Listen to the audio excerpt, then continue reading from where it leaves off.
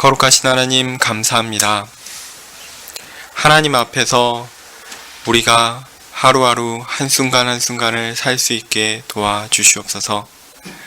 거룩하신 하나님을 매 순간 느끼고 경험하며 높으신 하나님을 생각하며 하나님을 찬양하는 우리가 되게 하여 주시옵소서. 마땅히 하나님께서 받으셔야 할 만큼의 찬양과 마땅히 높아지셔야 할 만큼의 영광을 하나님께서 받으시길 간절히 소원합니다. 비록 우리의 연약함과 부족함으로 인하여 하나님께서 높아지실 만큼 높아지지 못하셨고 또한 찬양받을 만큼 찬양받지 못하셨다 하더라도 하나님의 존귀와 또한 높으심은 우리가 그렇게 하지 않는다고 해서 또한 한다고 해서 변함이 없고 온 만물 가운데 찬란하게 빛나고 있음을 또한 고백할 수밖에 없습니다. 하나님, 우리의 부족함에도 불구하고 그 하나님의 영광을 우리의 눈으로 목도할 수 있게끔 우리의 눈을 열어 주시옵소서. 주를 찬양할 수 있게끔 우리의 입을 열어 주시옵소서. 주께서 우리와 함께 하사 주를 찬양하는 것이 얼마나 기쁘고 행복하며 하나님께서 우리에게 주신 놀라운 복임을 알 수 있게 도와주시옵소서. 주의 말씀을 통하여 주의 지혜를 우리에게 깨닫게 하여 주시기를 간절히 구합니다. 하나님, 우리가 하나님의 말씀을 듣지 않으면 어디에서 지혜를 얻을 수 있겠습니까? 주의 진리가 아니면 어디에서 온전한 것들을 깨달을 수 있겠습니까? 주님, 우리에게 들려주시고 우리의 마음판에 그것들을 써 주시옵소서. 그래서 우리가 잊지 않게 도와주시옵소서. 하나님을 잊지 않고 하나님을 찬양하며 높이는 우리가 되게 하여 주시옵소서. 은혜를 구합니다. 예수님 이름으로 기도합니다. 아멘.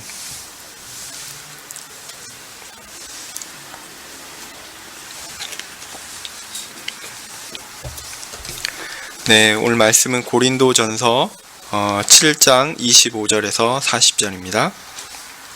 고린도전서 7장 25절에서 40절입니다.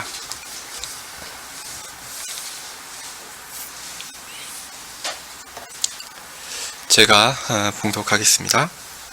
처녀에 대하여는 내가 주께 받은 계명이 없으되 주의 자비하심을 받아서 충성된 자가 되어 의견을 구하노니 내 생각에는 이것이 좋으니 곧 임박한 환난을 인하여 사람이 그냥 지내는 것이 좋으니라.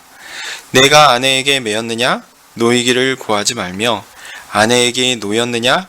아내를 구하지 말라. 그러나 장가가도 죄짓는 것이 아니요 처녀가 시집가도 죄짓는 것이 아니로되 이런 이들은 육신의 고난이 있으리니 나는 너희를 아끼노라. 형제들아, 내가 이 말을 하노니 때가 단축하여진 고로 이후로부터 안에 있는 자들은 없는 자 같이 하며 우는 자들은 울지 않는 자 같이 하며 기쁜 자들은 기쁘지 않은 자 같이 하며 매매하는 자들은 없는 자 같이 하며 세상 물건을 쓰는 자들은 다 쓰지 못하는 자 같이 하라. 이 세상의 형역은 지나감이니라. 너희가 염려 없기를 원하노라. 장가가지 않은 자는 주의 일을 염려하여 어찌하여야 주를 기쁘시게 할꼬 하되 장가간 자는 세상 일을 염려하여 어찌하여야 아내를 기쁘게 할꼬 하여 마음이 나누이며 시집가지 않은 자와 처녀는 주의 일을 염려하여 몸과 영을 다 거룩하게 하려 하되 시집간 자는 세상 일을 염려하여 어찌하여야 남편을 기쁘게 할꼬 하느니라. 내가 이것을 말함은 너희의 유익을 위함이요 너희에게 올무를 놓으려 함이 아니니 오직 너희로 하여금 이치에 합하게 하여 분요함이 없이 주를 섬기게 하려 함이라. 누가 자기의 처녀딸에 대한 일이 이치에 합당치 못한 줄로 생각할 때에 혼기도 지나고 그같이 할 필요가 있거든 마음대로 하라. 이것은 죄짓는 것이 아니니 혼인하게 하라. 그러나 그 마음을 굳게 하고 또 부득이한 일도 없고 자기 뜻대로 할 권리가 있어서 그 처녀딸을 머물러 두기로 마음에 작정하여도 잘하는 것이니라. 그러므로 처녀딸을 시집 보내는 자도 잘하거니와 시집 보내지 아니하는 자가 더 잘하는 것이니라. 아내가 그 남편이 살 동안에 매여 있다가 남편이 죽으면 자유하여 자기 뜻대로 시집갈 것이나 주 안에서만 할 것이니라. 그러나 내 뜻에는 그냥 지내는 것이 더욱 복이 있으리로다. 나는 또한 하나님의 영을 받은 줄로 생각하노라. 아멘.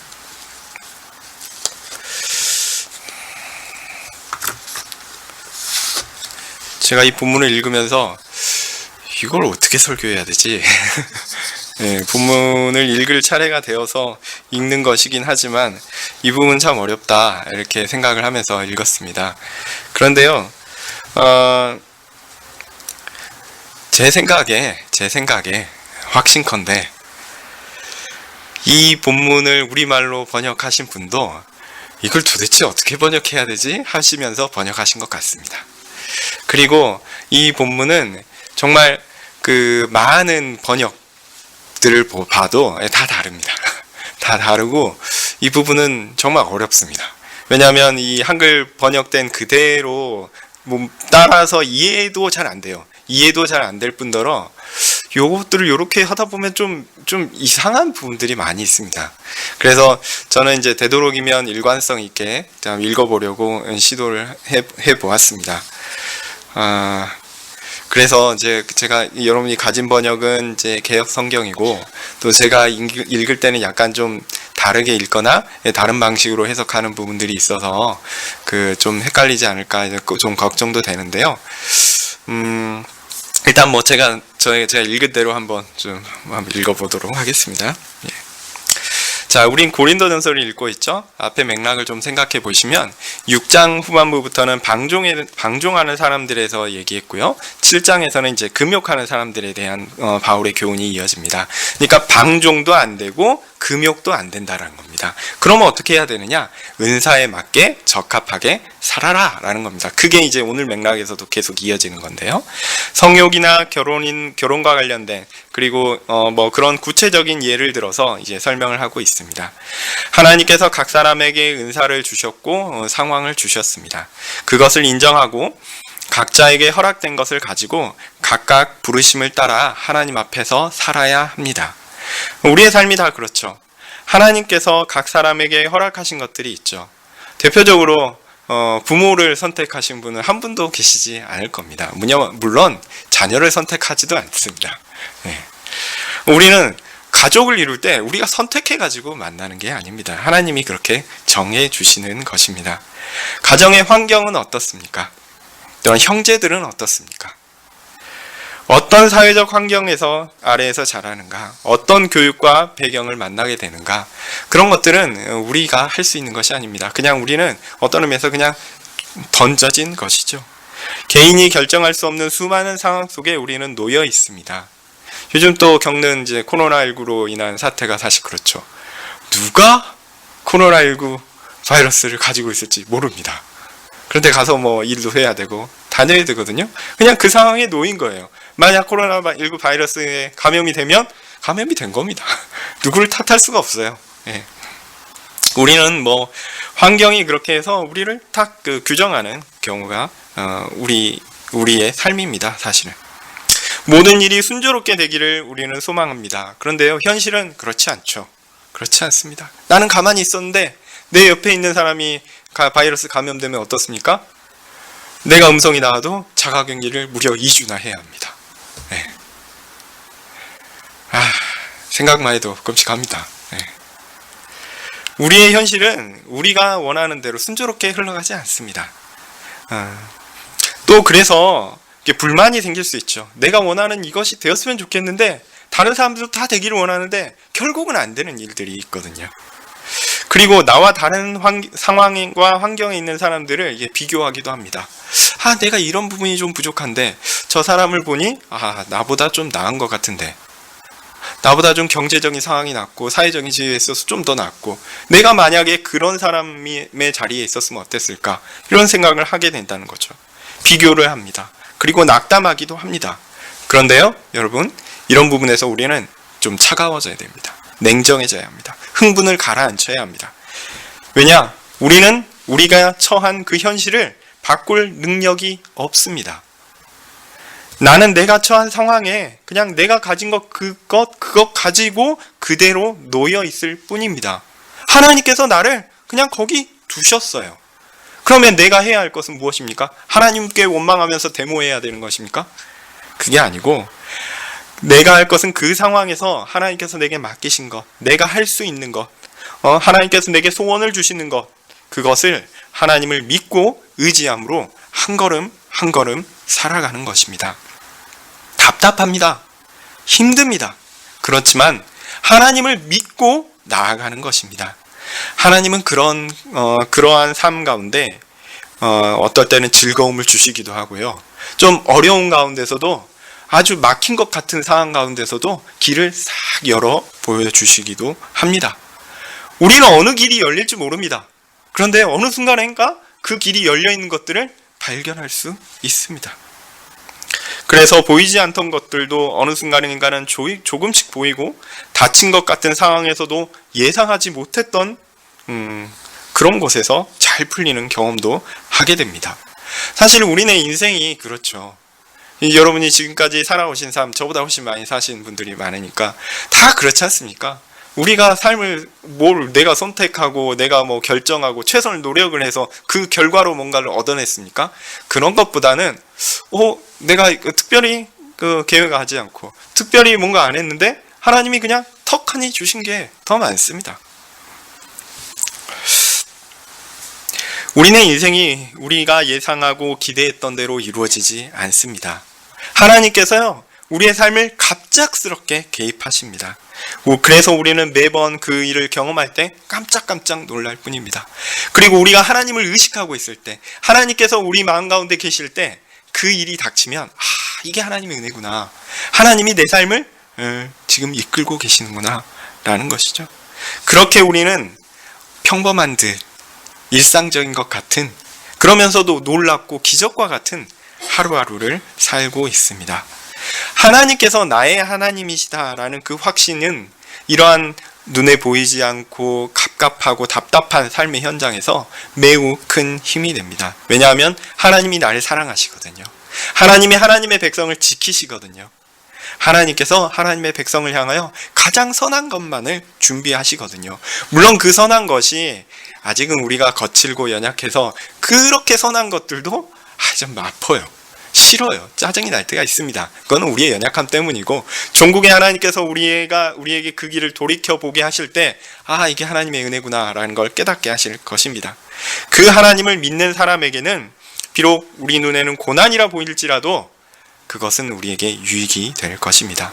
하나님은 그의 백성을 결코 포기하지 않기 때문입니다. 자, 이런 이런 맥락에서 이제 25절부터 좀 읽어볼게요. 25절입니다. 처녀에 대하여는 내가 주께 받은 계명이 없으되 주의 자비하심을 받아 충성된 자가 되어 의견을 구하노니. 바울은 지금까지 쭉 이런 하나님의 은사를 받은 것, 그 은사는 이제 사회적인 지위와 그 다음에 어떤 상황과 그런 걸 모든 걸 다 포괄하고 있습니다. 그런 사회적 상황과 다양한 상황과 처지에 있는 사람들을 앞서 언급했고요. 그 사람들에 대해서도 이런 얘기를 했습니다. 방종도 아니요 금욕도 아닌 하나님께서 주신 은사에 따라 살아가는 것이 바람직하다라는 것이죠.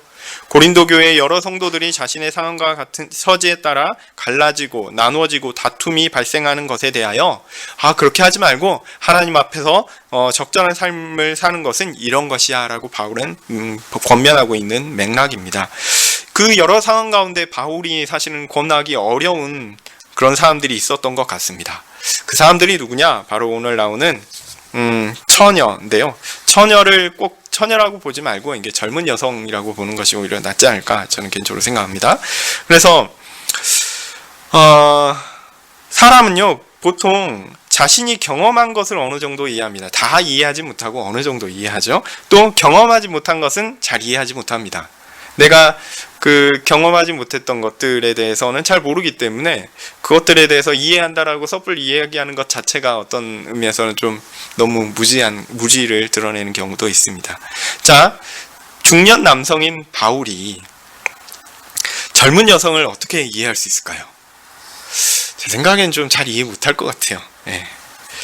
그래서인지 아니면 이 젊은 여성이라는 젊은 여성이라는 그 대상이 가진 어떤 삶의 그 길이, 다양한 길이 열려 있기 때문에 그런지, 그래서 단순하고 간단한 해결책을 제시함으로 그들에게 주어진 하나님의 은사를 제한하지 않으려는 의도인지 잘 모르겠지만, 아주 바울은 조금은 조심스럽게 접근하고 있습니다. 그래서 이거는 하나님께 받은 명령이 없다라고 이야기하죠. 예. 물론 자신이 주님의 자비하심을 받은 신실한 사람이다라고 이제 밝히고 있고요. 그래서 이 말은, 자신이 이 말을 명령은 아니지만 내가 이야기하는 게 아무런 권위도 없는 그런 쓸데없는 말은 아니다라는 것들을 또한 이야기하고 있습니다. 또한 제가 오늘 읽었던 본문의 마지막 40절에도 뭐라고 얘기하냐면, 나는 하나님의 영을 받은 사람이다라고 이야기하고 있죠. 그러니까 하나님의 영을 받은 사람이 말하는 거니까, 이거는 중요한 거고 내가 좀 조심스럽긴 한데 권위가 있는 말이야 라고 이야기하는 것입니다. 그래서 그냥 아무 이야기나 하는 것이 아니다 라는 것입니다. 그래서 바울은 젊은 여성들의 삶에 대해서 이제 무언가를 이야기하려고 합니다. 무슨 이야기를 하는 것인가 한번 들어보도록 하겠습니다. 26절입니다. 내 생각에는 이것이 좋으니 곧 임박한 환난을 인하여 사람이 그냥 지내는 것이 좋으니라. 결론을 이야기하기 전에 이 부분이 좀 어려워서, 어쨌든 바울은 그냥 현재 상태에 있는 것이 좋다라고 권합니다. 다른 변화를 추구하기보다는 현재 상태 그대로가 좋다는 것이죠. 이거를 이해하기 위해서는 이게 좀 이해가 어려운데, 이해하기 위해서는 곧 임박한 환난 이 부분을 좀 이해를 해야 돼요. 네. 자, 이거는 이제 이거를 곧 임박할 환난 혹은 현재의 환난이라고 이해해도 상관없거든요. 자, 그러면 이 임박할 환난 혹은 현재의 어려움, 이거는 뭘까요? 이거를 종말론적으로 이해를 하게 되면 마지막 시대에 올 그 신자들을 향한 핍박과 환난, 뭐 그런 거 될 수 있고, 조금 더 유대인적인 맥락으로 이제 해석해 보면 예루살렘의 몰락, 멸망, 이런 것들을 가리키는 것으로 보기도 합니다. 그런데 이 본문의 맥락이 과연 그렇게 좀 거창한 종말론적인 것, 그 다음에 뭐 유대인적인 그런 것들을 염두에 둔 것인가 라고 생각할 때는 전 좀 부정적이지 않을까 이런 생각합니다. 네. 그냥 어려움이 있다라는 겁니다. 어려움이 있으니까, 어려움이 생길지 모르니까 곧 니네들이 이 자신의 삶의 변화로 인해서 뭔가 어려움이 생길 수 있으니까 그냥 가만히 있는 게 좋다라는 이야기를 하는 것이 아닌가, 이런 것이죠. 그래서 젊은 여성이 지금 현재 상태로 있는 것이 좋다면 그 상태가 그것이 또한 의미하는 게 또 뭘까라고 생각해 보면, 그 지금 현재 상태가 있는 것이 좋다라면 그 상태가 달리 말하면 하나님께 받은 은사에 맞다면, 이 조건을 하나 붙이는 게 좋을 것 같아요. 그래서 하나님께서 자신에게 주신 은사에 그것이 맞다면 그냥 있는 게 낫다라는 겁니다. 그냥 그대로 맞춰서 살아가는 것이 낫다라는 겁니다. 만약 하나님께서 자신에게 주신 은사를 따르지 않고 그것과 거슬러서 어떤 변화를 시도하고 이렇게 그것과 거슬러서 살려고 한다면 당연히 어려움, 곤란이 닥치겠죠. 그런 일들을 경험하게 될 것입니다. 그것이 당연한 것이죠. 자신에게 맞지 않은 어떤 것을 선택하면 힘든 일이 발생하겠죠. 이것은 이제 사실 오늘 본문을 읽는 것이 어려워서 그렇지, 이건 당연한 겁니다. 왜냐하면 우리가 그 자신에게 맞는 삶이 있잖아요. 자신에게 어떤 처한 상황에 맞는 것이 있는데 그것들을 거슬려서 뭔가를 하려고 할 때, 그러면 곤란과 어려움이 다가오는 것이기 때문이죠. 27절 보면요, 내가 아내에게 매였느냐 노이기를 구하지 말며 아내에게 노였느냐 아내를 구하지 말라. 이런 일들은 당연한 이야기입니다. 자신이 처한 상황에서 자신에게 어떤 의미인가를 잘 살펴보는 것이 좋은데요. 그래서 이 일반적인 이야기에 더해서 27절에 남성에 대한 이야기가 불쑥 튀어나오는 거죠. 그래서 결혼하여 아내가 있다면 떨어져 살려고 하지 말라. 부부로 함께 살아가는 것이 그에게 좋고 적합하다라는 겁니다. 이게 그가 받은 은사에 합당하다는 거예요. 그런데 만약 아내가 없다면 어떻냐? 이 경우에는 뭐 제 생각에는 사별의 경우로 보는 것이 맥락상 맞다고 생각하는데, 아내가 없다면 일부러 아내를 찾을 필요는 없다는 거죠. 하나님께서 허락하신 자신의 그 상황이 자신의 은사에 적합하면 그냥 그대로 있는 것이 낫다라고 판단하는 것입니다. 이게 일반적이다라는 겁니다. 그러니까 28절에 장가가도 죄 짓는 것이 아니요 처녀가 시집가도 죄 짓는 것이 아니로되 이런 이들은 육신의 고난이 있으리니 나는 너희를 아끼노라. 앞에 것만 보면요, 그러니까 앞에 결혼을 해도 되고 안 해도 된다라는 겁니다. 결혼하는 것은 죄가 아니다라는 거죠. 그러니까 이런 일반적인 예를 가지고 이것들을 다시 젊은 여성에게 적용시킬 수 있습니다. 젊은 여성들이 결혼을 하는 것은 죄가 아닙니다. 할 수 있습니다. 해도 됩니다. 다만 결혼하지 않고 혼자 사는 것보다 결혼이 힘들다라고 바울은 이야기하고 있어요. 이 힘든 이유는 제가 나중에 조금 더 이야기하겠습니다. 이게 단지 그냥 결혼을 하니까 남편 때문에 힘들다 그 얘기보다 좀 다른 맥락이 있으니까 그 부분은 조금 이따 보도록 하겠습니다. 바울은 젊은 여성들이 큰 고통을 겪지 않기를 바라고 있습니다. 그러니까 그대로 있으라라는 이유는 뭐냐면, 너희에게 닥칠 환난이 있기 때문에 그렇다. 니네들이 하나님께서 처한 그 상황을 그 가운데 머물러 있으면 그냥 편하게 살 수 있는데, 이건 뭔가 변화를 했을 때, 니네들 은사에 맞지 않는 어떤 일을 했을 때 니네들이 어떤 곤란을 겪을 수 있다, 어려움을 겪을 수 있다. 나는 니네들이 그런 어려움을 안 겪었으면 좋겠어 라는 선한 마음에서 이야기하고 있는 것입니다. 그렇게 바울은 젊은 여성들이 큰 고통을 겪지 않기를 바라고 있습니다. 그래서 혼자 있을 수 있으면 그 은사를 하나님께서 주신 것이 확실하면 굳이 험한 길을 가지 마시라 이야기하는 것입니다. 이것이 바울의 권고입니다. 이 문장을 보고 바울이 결혼 생활을 경험해 본 사람이라고 생각하는 사람들이 있습니다. 그래서 바울이 이혼한 상태야. 얼마나 결혼이 힘들었으면 이렇게 결혼하는 것들에 대해서 부정적으로 이야기하느냐라고 생각할 수 있죠. 근데 제 생각에는요, 오히려 결혼 생활을 안 해본 것 아닐까 이런 생각이 듭니다. 오히려 좀 맥락을 달리 생각해 보면 이 부분은 좀 생각해 보시기 바랍니다. 결혼 생활 안 해봐서 이런 얘기를 하는 거 아닌가 이런 생각이 드는데요. 하여튼 중요한 것은요, 자신이 받은 은사를 잘 보고 판단할 것을 바울이 이야기한다는 겁니다. 결혼하는 것이나 결혼하지 않고 혼자 있는 것이나 둘 다 문제가 없습니다. 이것도 해도 되고 저것도 해도 돼요. 그럼 뭐에 따라서 하면 됩니까? 자신이 하나님께 받은 은사에 따라서 하면 됩니다. 하나님께서 허락하신 은사에 따라 살면 됩니다. 다만 각 상황에 따라 자신이 짊어질 짐의 차이가 있을 수 있어요.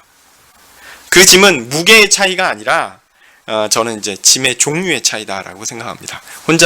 혼자 있는 은사를 받은 사람과 결혼하는 은사를 가진 사람 사이에 질 수 있는 짐의 종류가 다르다라는 거죠.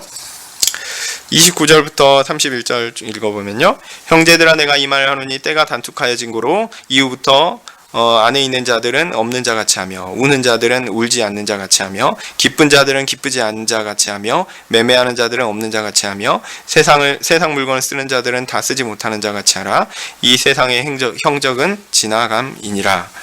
이 부분도 사실은 어렵습니다. 이제 시제상에서 좀 어렵게 해석한 부분들이 있어요. 근데 오늘 본문을 그냥 쭉 읽어봤을 때는 그냥 종말론적인 부분들 이야기하는 것 같은데, 물론 그런 맥락도 있지만, 바울이 이렇게 은사에 따른 자유로운 선택을 이야기 쭉 하고 있는데요. 그 이유는 무엇입니까? 바로 결혼을 한 것이나 안 한 것이나 아무 차이가 없는 때가 곧 올 것이기 때문에 이렇게 이야기하는 것입니다. 그러니까 바울이 은사에 따라서 결혼을 해도 되고 결혼을 안 해도 된다 라고 이야기하는 것의 이유는 뭐냐면, 앞으로 우리에게 어떤 시기가 올 것인데 그 시기에는 결혼을 하든 결혼을 하지 않든 똑같다라는 거예요. 그것이 그때에 어떤 차이를 만들어내지 않는다라는 겁니다. 이때에는 분명 세상 모든 질서가 새롭게 정립될 그 시기입니다. 바로 그리스도의 재림과 영원한 하나님 나라를 가리키는 그런 의미죠. 그때가 단축되었다라고 이야기하는데요. 이 말은 좀 어렵긴 한데, 원래 정해진 시기가 있는데 그 시기가 좀 더 앞당겨졌다라는 의미입니까? 그렇게 보기에는 좀 아닌 것 같아요. 제 생각에는 그때가 곧 온다라는 것을 마치 강조적으로 표현한 것이 아닌가, 그렇게 이해하는 것이 낫지 않은가 생각합니다. 또 하루하루 우리가 살아가면서 그 예수님이 오시는 그 시기가 짧아지고 있잖아요. 단축되고 있지 않습니까? 그것도 분명한 사실입니다. 그날이 언제일지는 아무도 알지 못하고 하나님 아버지만 아십니다. 다만 우리가 아는 것은요, 그날이 온다라는 겁니다. 하여튼 그날이 왔습니다. 그날이 왔을 때 그 영원한 하나님 나라에서는 결혼을 했는가 안 했는가는 아무런 차이를 만들어내지 못합니다. 그러니까 지금 현재 이 생에서 결혼을 해도 되고요, 안 해도 됩니다. 그것이 우리가 영원한 하나님 나라에서 누릴 그 영원한 하나님 나라의 삶에 그 삶을 결정짓지 않는 것이다라는 거죠. 그 다음에 나오는 쭉 30절부터 나오는 내용들도 동일한 내용들인 것 같습니다. 이건 삶의 그런 형태와 모습들을 보여주는 거죠. 그래서 이 생에서 슬픈 일을 당하여 고난받고 고통하며 우는 사람들과 평탄하며 순적한 삶을 살아가며 아무런 굴곡 없이 살아가는 그 사람들 사이에 그날에는요, 아무런 차이가 없을 것입니다. 이 생에서 삶을 기쁘게 살고 즐겁게 살고 항상 웃으면서 잘 나가는 사람들과 그렇지 않고 온갖 굴곡 가운데 고통을 겪고 아픔을 겪은 사람들 사이에 그날에는요, 차이가 없을 것입니다. 또한 돈이 넉넉하여 자기가 원하는 것들을 다 사서 이 생을 누리는 사람들과 돈이 없어서 그렇지 그것을 사지 못하고 누리지 못하는, 가지지 못하는 사람들 사이에도요, 그날에는 아무런 차이가 없을 것입니다. 세상의 것을 누리며 쓰고 그것들을 펑펑 날리는 그런 사람들과 그런 것들을 소유하지도 못하고 누리지도 못하고 사용하지 못하는 사람들 사이에도요, 그날에는 아무런 차이가 없을 것입니다. 그건 중요한 게 아니에요. 영원한 하나님 나라에 가서 사는 삶에 있어서 이 땅의 삶이 물론 중요하죠. 그렇지만 이 땅의 삶을 내가 어떤 환경 가운데 어떤 은사를 가지고 누렸는가, 그것이 영원한 하나님 나라의 삶을 결정하지 않는다라는 거죠. 이 생에서 누리는 모든 것은 그냥 사라져 지나가 버리는 것입니다. 이 생에서 어떤 것을 누린다고 해서 그것이 영원한 하나님 나라의 삶의 어떤 기초를 만들거나 그것이 어떤 전조가 되거나 하는 것이 아닙니다. 그저 하나님께서 우리에게 주신 그 삶을 하나님 앞에서 성실하게 살아가는 것, 그것뿐입니다. 내가 더 하나님 앞에서 저 사람보다 더 멋진 삶을 살고 내가 저 사람보다 더 뛰어난 어떤 것을 가지고 이 땅에서 하나님의 이름을 드러내고 그런 게 아니고요. 하나님께서 내게 주어주신 것, 하나님께서 내게 정해주신 것 안에서 내가 최선을 다하여 하나님 앞에서 살아가는 것, 그것만 남을 뿐입니다. 전부 다 똑같아요. 어떤 상황에서도 마지막 나라에서 가서 우리가 살 영원한 삶에 이 땅에서 살아가는 어떤 것으로 인한 것이 기초가 되지 않을 겁니다. 이 부분은 제 생각에 이런 식으로 이해를 하는 것이 맞지 않은가 이런 생각을 합니다.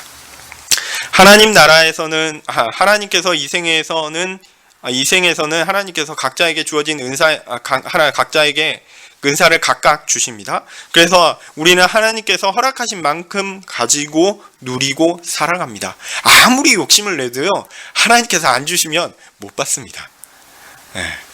그러나 우리 하나님께서 주신 걸 가지고 최선을 다해 살아야죠. 근데요, 그것이 주 하나님께서 우리에게 주신 것이 결혼이든 재물이든 사회적 신분이든 처한 정치적인 상황이든 아니면 건강이든 다 다르죠. 그러나 그것이 우리가 하나님 나라에서 누릴 영원한 삶을 결정짓는 것이 아닙니다. 지금 귀족과 같이 부유하고 사회적으로 인정받는 삶을 산다고 해서 그 나라에서도 동일하게 그런 삶을 살 것 아닙니다. 아닙니다. 지금은 천민과 같이 비천하고 사회적으로 괄시받는 삶을 산다 하더라도 그 나라에서 그런 동일한 삶을 살까요? 아닙니다. 이 땅에서는 하나님께서 각자에게 의도하신 바가 있습니다. 각자의 삶에 하나님께서 정하신 바가 있어요. 이 삶을 통해서 하나님께서 영광 받으시고자 목적한 바가 있습니다. 하나님께서 그 일을 이루실 거예요. 우리 가운데. 하나님은 그렇게 우리 가운데 목적을 이루실 것입니다. 우리는 그 목적, 그것 때문에 지금 현재 우리가 처해진 그 상황 가운데 살아가는 것이지, 이것을 가지고 하나님 나라에 가서 어떤 차별과 구분을 만들어내는 것, 요거는 아닌가는 거예요. 이 땅에서 살아가는 삶이 하나님 나라의 삶을 연습하는 곳이라고 할 수는 있지만, 하나님 나라에 가서 삶의 어떤 기초를 만든다거나 그렇게 생각하시면 안 됩니다. 그러니까 이 땅에서 우리가 뭐 예를 들면 전도를 많이 얘기하니까 우리 교회는 그런 부분을 많이 얘기하지 않는데, 어쨌든 뭐 어떤 사람은 10명 전도하고 어떤 사람은 100명을 전도하는데, 그럼 10명을 전도한 사람은 그 천국에서 10명을 전도한 만큼의 상급을 받고, 그 다음에 100명을 전도한 사람은 하늘나라에 가서 100명을 전도한 것만큼의 상급을 받고, 그런 식 아니다라는 겁니다. 하나님께서 어떤 사람에게 은사를 주셔서 평생 가운데 10사람을 전도할 수 있게끔 은사를 주셔서 그 귀한 일들을 하게 하세요. 하나님이 그 사람을 보고 착하고 충성된 종아, 내가 작은 일에 충성하였으니 내가 큰 일을 맡기리라, 이런 식으로 하는 거예요. 이거 작은 일이지만 하나님께서 맡기신 일에 잘했다라고 칭찬하시고, 어떤 사람은 100명, 하나님께서 그 일을 충분하게 하게 하셨으면 그렇게 하는 겁니다. 이 사람하고 이 사람하고 일이 다르기 때문에 천국에서 상급이 다르다? 그거 아닙니다. 그거 아닙니다. 그렇게 생각하시면 안 됩니다.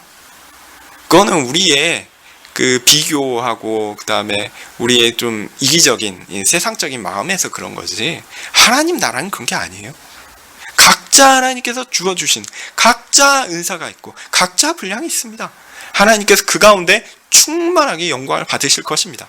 우리가 그때 하늘나라에 가서 칭찬을 받게 될 것입니다. 그 일을 기대하십시오. 이 땅에서 모습? 아닙니다.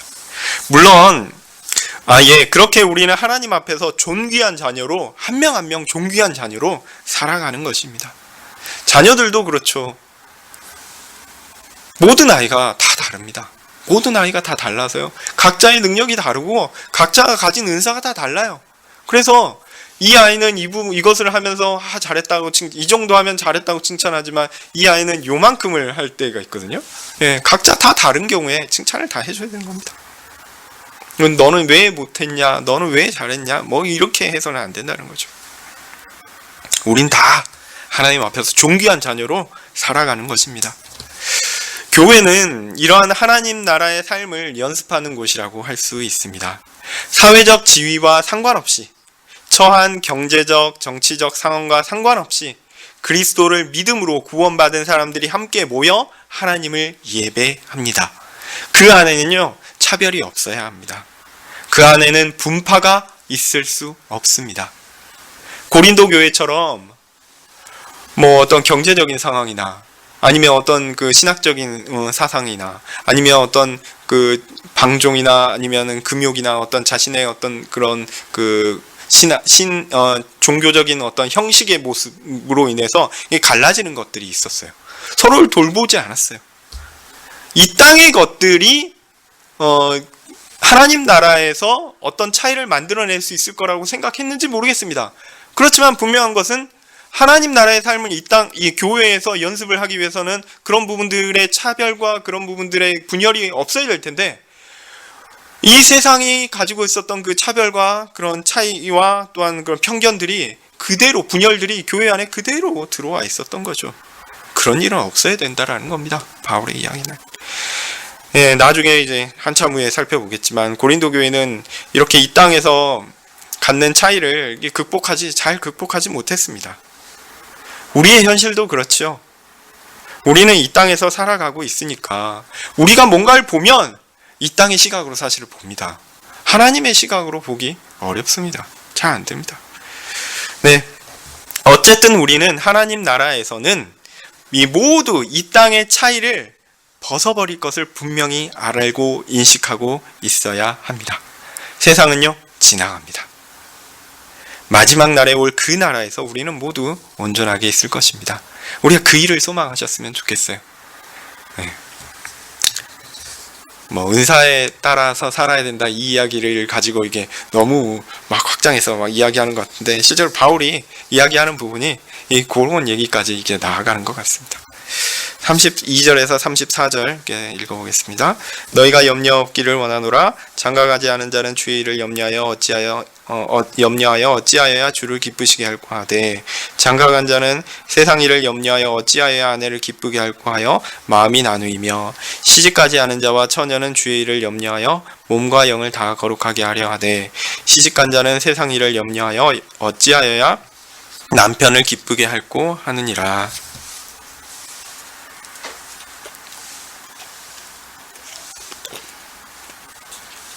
바울은 이렇게 하나님 나라에서는 이런 차별 그런 거 없을 거야 이렇게 얘기해 놓고, 다시 그 시선이 우리의 시선, 이 땅의 시선으로 싹 갑니다. 왜냐하면 아니 영광스러운 하나님 나라에서는 그 일이 이루어질 것은 분명 알지만 나는 여전히 이 땅의 시선으로 보고 있거든요. 그래서 이제 바울은 다시 돌아옵니다. 우리의 시선이 이 땅에 있다라는 것을 바울은 인식하면서 이야기하고 있습니다. 그래서 이 생에서 삶의 선택에 대해서 이야기하고 있습니다. 그리고 현실의 어려움을 말하고 있습니다. 자, 결혼을 하지 않은 사람은 다른 염려 없이 주의 일에 집중할 수 있다고 이야기합니다. 어떻게 하면 주를 기쁘시게 할지를 집중할 수 있다고 합니다. 그럼 결혼한 사람은 집중이 안 되죠. 이런 식으로 이해해야 됩니까? 이 부분이 사실 굉장히 오해되기 쉽습니다. 근데 이거 좀 오해하지 마시기 바랍니다. 맥락을 봐야 하는데, 맥락은 하나님께서 은사를 주신 대로 살아가는 것입니다. 어떤 강요에 의하지 않고 하나님께서 감당하게 하신 일을 해야 한다는 거죠. 그러니까 홀로 사는 은사를 받은 사람에게 결혼을 강요하는 어떤 사회적 문화적 배경이 존재한다라고 하면 이 말이 조금은 이해가 됩니다. 그래서 그런 것에 휘둘리지 말라는 거예요. 하나님께서 자신에게 주신 은사를 잘 판단해서 그것에 맞게 행동하라. 이렇게 바울의 공고를 이해하지 않을까 이런 생각을 합니다. 물론 여기에 더해서 또 다른 이유에 대해서는 조금 이따 더 설명할게요. 오히려 바울은 은사를 따라 홀로 사는 것이 하나님을 섬기는 데 도움이 될 수 있다라고 이야기하는 겁니다. 이 상황을 결혼을 강요하는 사회적인 문화에서 교회의 젊은 여성의 젊은 여성들이 결혼을 어떤 의미에서 좀 강제되고 있는, 결혼을 좀 강요당하고 있는 상황이 아닌가 이런 이해를 할 수 있습니다. 여기에 더해서 교회에 있는 젊은 여성들이 결혼을 해야 한다라는 사회적인 그런 사회 문화적인 압박이 있었다라고 가정을 하면, 자, 여기서 한 가지 생각해야 됩니다. 그러면 이 여성들이 누구랑 결혼을 해야 되는 상황이 왔을까요? 이곳은 지금 고린도 교회입니다. 믿는 사람이 더 많습니까? 믿지 않는 사람들이 더 많습니까? 믿지 않는 사람들이 더 많습니다. 젊은 여성들이 교회에 와서 참 신자로서 그리스도 안에서 성도답게 잘 살아가려고 최선을 다했는데, 그의 부모님이 믿지 않는 사람일 수 있죠. 그렇다면 결혼을 하라고 했을 때 누구랑 결혼을 하게 되겠습니까? 믿지 않는 사람과 결혼할 가능성이 많습니다. 그런 경우라면 어떻습니까? 그런 경우라면 저는 이 부분이 좀 잘 이해가 된다고 생각해요. 하나님을 섬기는 게요, 결코 쉽지 않은 일이 되는 겁니다. 그렇게 보면 바울의 말이 좀 더 분명하게 이해될 수 있을 것 같습니다. 젊은 여성들이 결혼을 해야 한다라는 사회적 압박이 있는데, 만약 결혼을 하게 된다면 그가 하나님을 섬기는데 큰 장애물이 생기는 겁니다. 홀로 살아가며 하나님을 섬기는 삶의 증인인 바울이 있죠. 비록 그가 젊은 여성이 아니라도 중년의 남성으로서 홀로 살아갈 때 가질 수 있는 장점을 분명히 알고 있을 겁니다. 그래서 그가 홀로 사는 삶에 만족하며 그렇게 살고자 하는 사람들에게 망설이지 말고 자신의 은사대로 그렇게 살라고 이야기하는 것일 수 있습니다. 그러면 하나님께서 그런 삶을 살고자 하는 자에게 염려를 하나 덜어내시고 오히려 하나님을 향한 삶을 잘 살게 하신다, 이렇게 이해할 수도 있습니다. 근데 그렇게 보면 결혼한 사람들의 삶에 대해서는 좀 너무 부정적인 것 같죠? 어쨌든 결혼하지 않은 사람들과 달리 결혼한 사람들이 갖는 염려가 있는데, 그것이 뭐냐면 자신의 배우자를 기쁘게 하는 것이다 라는 겁니다. 그래서 어떻게 하면 남편을 만족시킬까, 아내를 만족시킬까 하는 염려가 추가적으로 발생한다는 거죠. 근데 이 염려가 나쁜 것입니까? 하나님께서 결혼이란 제도를 만드셨고요, 사람에게 주셨어요. 심지어 타락하기 전에. 결혼은 하나님께서 세우신 매우 신성한 제도이며, 이 제도 안에서 가정과 사회와 교회가 세워질 수 있습니다. 이러한 마땅한 공동체의 기초 시스템을 바울이 기피하는 입장을 가지고 있었던 것일까요? 저는 그렇게 볼 필요는 없다라고 생각합니다. 그러나 결혼한 사람이 이런 염려가 있다라는 것, 요거는 사실입니다. 그리고 하나님께서 결혼한 사람들에게 이걸 감당할 수 있는 은사를 주실 것입니다. 이것도 제 믿음입니다. 하여튼 결혼은 결혼의 은사를 가진 사람들이 하는 것이죠. 그런데 결혼의 은사를 가졌다라고 하더라도 결혼 생활이 어디 쉽습니까? 어렵지요. 우리가 다 연약합니다. 그래서 어렵습니다. 이러한 연약한 현실을 볼 때 어느 쪽이 더 하나님의 일을 하기에 홀가분할까요? 아무래도 홀로 있는 편이라고 바울은 생각했을지 모릅니다. 혼자 있을 때 하나님을 더 잘 섬기는 것인지 잘 모르겠습니다만, 바울은 그렇게 생각하고 판단하고 자신은 자신의 은사를 따라 그렇게 홀로 살면서 전적으로 하나님을 섬기는 것이 자신에게 더 나은 것이다 라고 그렇게 생각했을 수 있다는 거죠. 그리고 바울은 자신과 같이 홀로 하나님을 섬기는 자들을 향하여 기꺼이 그렇게 할 수 있으면 그렇게 하라라고 권하는 것입니다. 그런데 거기에 더해서 더욱이 만약 결혼해야 하는 상대가, 지금 상황이 결혼을 강요받고 있고 결혼을 해야 되는 상황인데, 그 결혼을 해야 되는 상대가 교회에 속하지 않은 불신자라고 한다면 어떻습니까? 사실 이거는요, 결혼을 해서 생기는 그 염려, 짐, 그 정도는 낫죠. 이거는요, 거의 사실상 불에 뛰어드는 것이나 다름이 없습니다.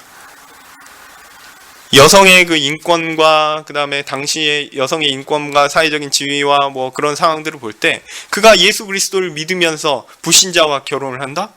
그가 정상적인 그 여성이 정상적인 신앙생활을 이어갈 수 있을까요? 굉장히 어려운 일입니다. 또 하나님께서 그 상황 가운데 결혼을 하게 하셨으니 남편을 또한 사랑하고 섬겨야겠죠? 그렇게 하면서 신앙생활을 제대로 할 수 있었을까요? 굉장히 어려운 일입니다. 만약 그런 여성에게 이야기한 것이라면 저는 바울의 이야기가 잘 이해된다라고 얘기합니다.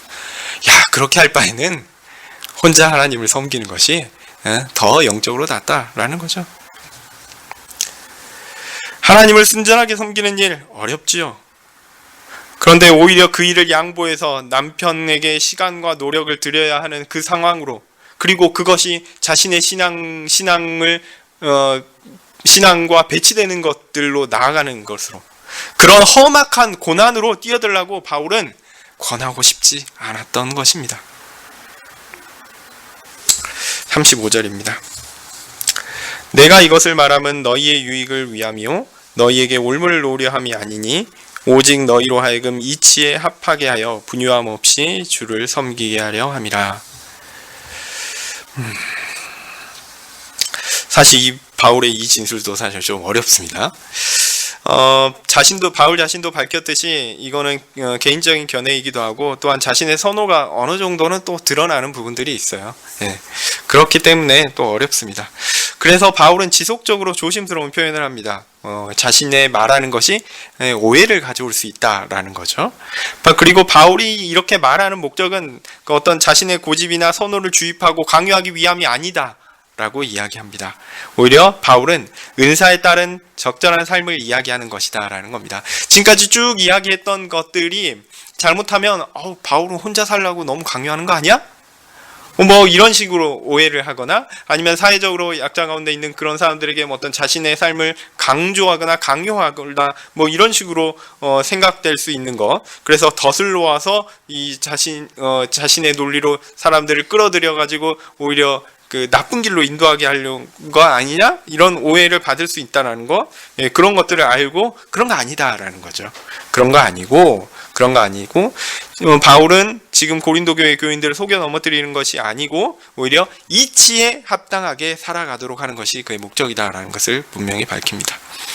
바울은 하나님께서 정하신 이치에 합당하게 살아야 한다라고 말하고 있습니다. 세상이 정하고 세상적 방식으로 정해진 것을 따르지 말고 하나님께서 합당하다라고 정하신 것, 그리고 하나님께서 우리에게 주신 그 은사대로 그 이치에 맞게 따르라는 것이죠. 이것이 바울이 말하는 핵심입니다. 36절 7절입니다. 누가 자기의 처녀딸에 대하여 이치에 합당치 못한 줄 알고 생각할 때 홍기도 지나고 그같이 할 필요가 있거든 마음대로 하라. 이것은 죄 짓는 것이 아니니 혼인하게 하라. 그러나 그 마음을 굳게 하고 또 부득이한 일도 없고 자기 뜻대로 할 권리가 있어서 그 처녀딸을 머물러 두기로 마음에 작정하여도 잘하는 것이니라. 이건 진짜 어렵습니다.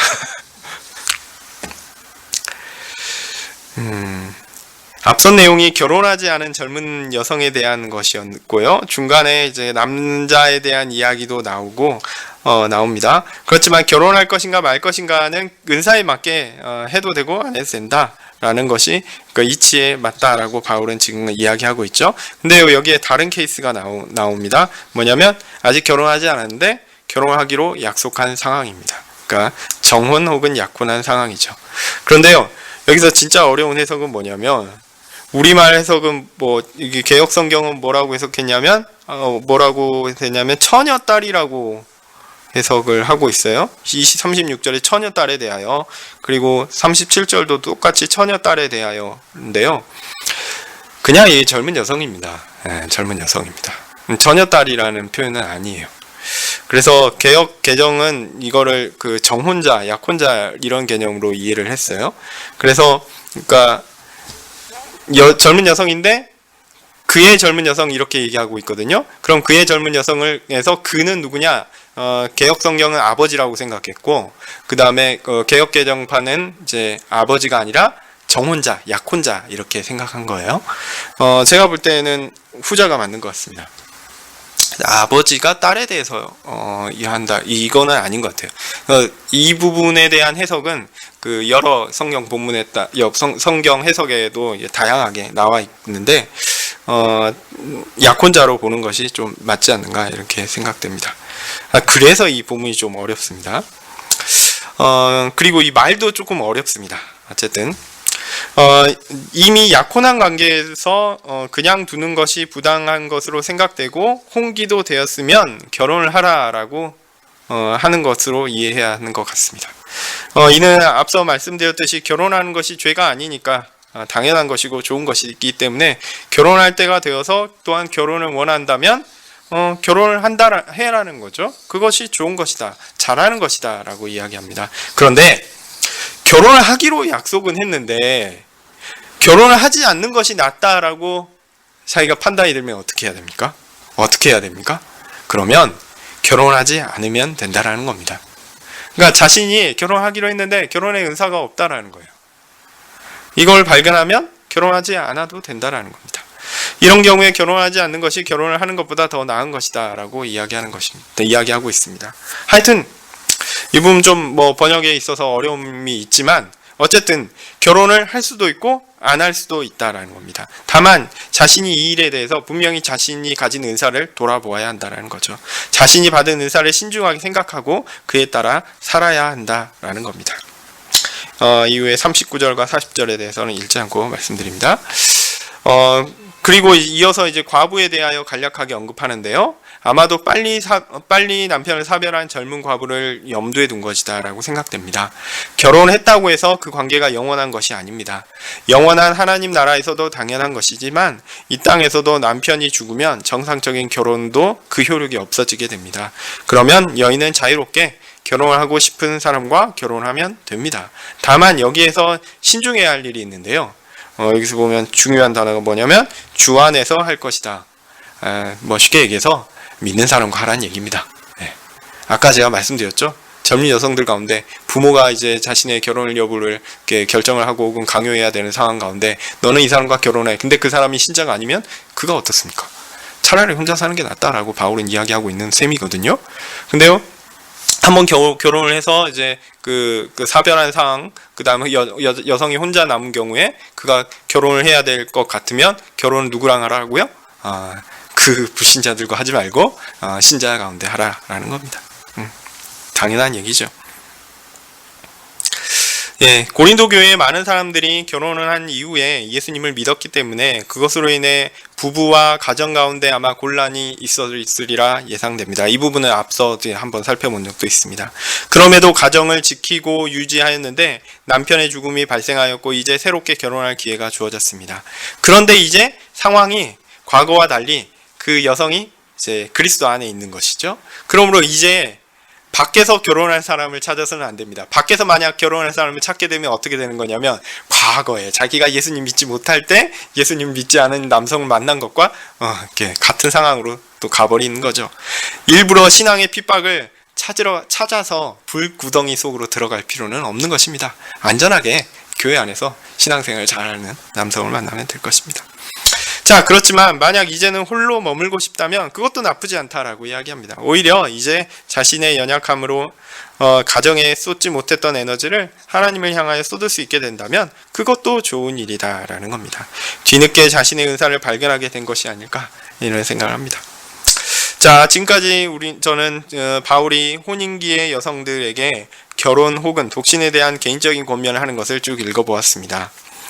사실 이 부분들이 일목요연하게 착착착 돼서 이해되면 좋겠는데 아주 어려운 부분들이 있습니다. 아마도 이 부분들이 그 당시 사회적인 상황이나 고린도 교회 상황과 밀접하게 연관돼 있고 또 바울이 여기 이 부분을 개인적인 소견이라고 이야기하면서 이렇게 표현하는 표현 자체가 좀 애매하고 돌려서 이야기하는 거고 번역도 굉장히 어려워요. 그래서 아마도 그런 바울이 일부러 이렇게 좀 꼬아서 쓴 부분들도 의도도 있지 않을까 이런 생각을 합니다.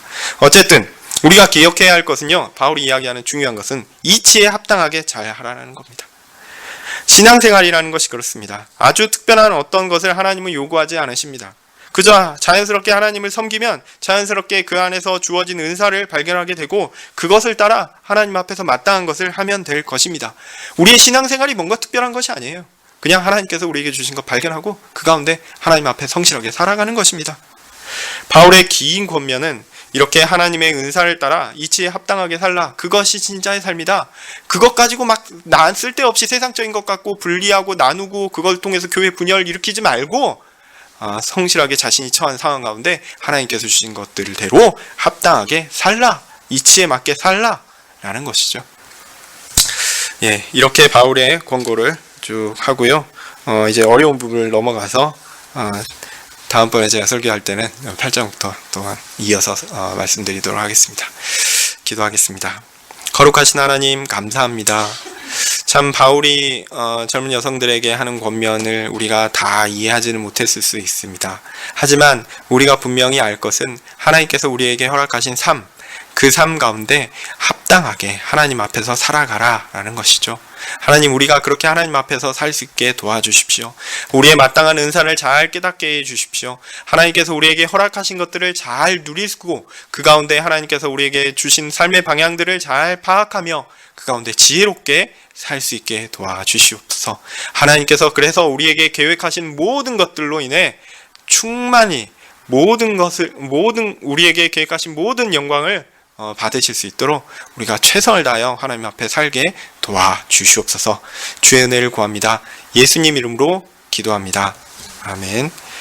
하늘에 계신 우리 아버지여, 이름이 거룩히 여김을 받으시오며 나라의 임하옵시며 뜻이 하늘에서 이룬 것 같이 땅에서도 이루어지이다. 오늘날 우리에게 일용할 양식을 주옵시고 우리가 우리에게 죄 지은 자를 사하여 준 것 같이 우리 죄를 사하여 주옵시고 우리를 시험에 들게 하지 마옵시고 다만 악에서 구하옵소서. 대개의 나라와 권세와 영광이 아버지께 영원히 있사옵나이다. 아멘.